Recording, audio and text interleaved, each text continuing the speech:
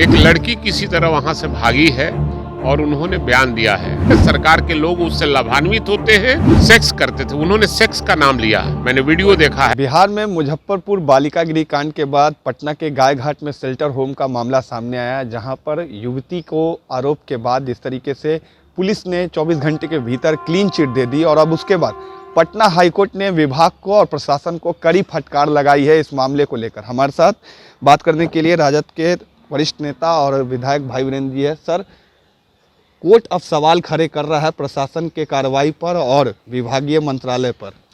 हम बधाई देना चाहते हैं और धन्यवाद देना चाहते हैं माननीय हाईकोर्ट को, के जज के लोगों को, जो पटना के जो शेल्टर होम है उसमें नित्य प्रतिदिन जो कांड होते हैं नए।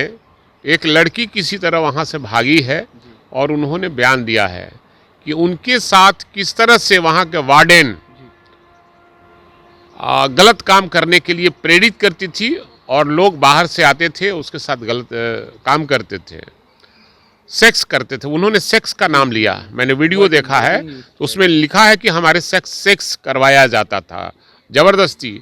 और पूरे बिहार में हर शेल्टर होम में इसी तरह का कांड होता है, क्योंकि सरकार भी उससे जुड़ी हुई है और सरकार पर भी आरोप लगे हैं और सरकार के मंत्री लोग भी जेल में गए हैं और माननीय मुख्यमंत्री पर भी इस तरह की बातें उठी है, उंगलियां उठी है। तो सरकार तो शेल्टर होम के हर लोगों के साथ मिली रहती है। अगर हाईकोर्ट ने संज्ञान लिया है, इस पर कार्रवाई होनी चाहिए, क्योंकि सरकार मिली हुई है इस शेल्टर हम लोगों से, क्योंकि उसके साथ उसका संबंध रहा है, सरकार के लोगों का सफेद पोशों का रहा है। इसलिए शेल्टर होम में पूरे बिहार में इस तरह की घटनाएं घट रही है, ये शर्म की बात है। बिहार एक बार और शर्मसार हुआ है देश में। सर, वार्डन को लेकर आरोप लगाई है पीड़िता ने कि वार्डन जो चाहती थी वही होता था और कुछ ऐसा ही मुजफ्फरपुर में भी देखा गया था। ब्रजेश ठाकुर इस वक्त तिहाड़ में है, अब मंजू वर्मा उस वक्त की मंत्री थी, उनको भी हटाया गया। क्या लगता है इसके पीछे भी कोई पॉलिटिकल एंगल हो सकता है उस तरह की? निश्चित रूप से पॉलिटिकल एंगल रहने के पर भी 24 घंटे में उसको क्लीन चिट दे दिया गया, तो कहीं ना कहीं ये जो बालिका गृह है उसके लोगों से सरकार की मिलीभगत है, सरकार के लोग उससे लाभान्वित होते हैं, इसलिए वो 24 घंटे में क्लीन चिट देने का काम किया है।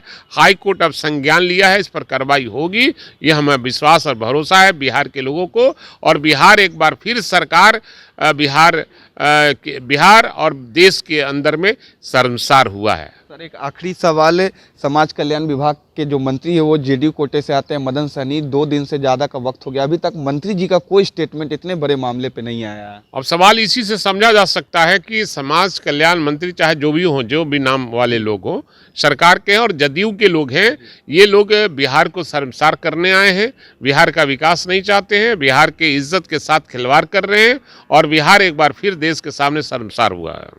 चलिए, ये थे हमारे साथ राजद के विधायक भाई वीरेंद्र, जिन्होंने हाईकोर्ट का धन्यवाद कहा है कि हाईकोर्ट के बीच बचाव के बाद जिस तरीके से फटकार लगाई गई है समाज कल्याण विभाग और प्रशासन को, इस पर राजद ने भी कहा है कि हाईकोर्ट के इंटरव्यून में अब इस मामले में जांच होनी चाहिए और जो भी दोषी है उस पर कड़ी से कड़ी सजा होनी चाहिए। इसमें देखना है कि आगे अब पुलिस प्रशासन इस पर क्या कार्रवाई करती है। बने रहें न्यूज़ PR के साथ। रमन राय, पटना।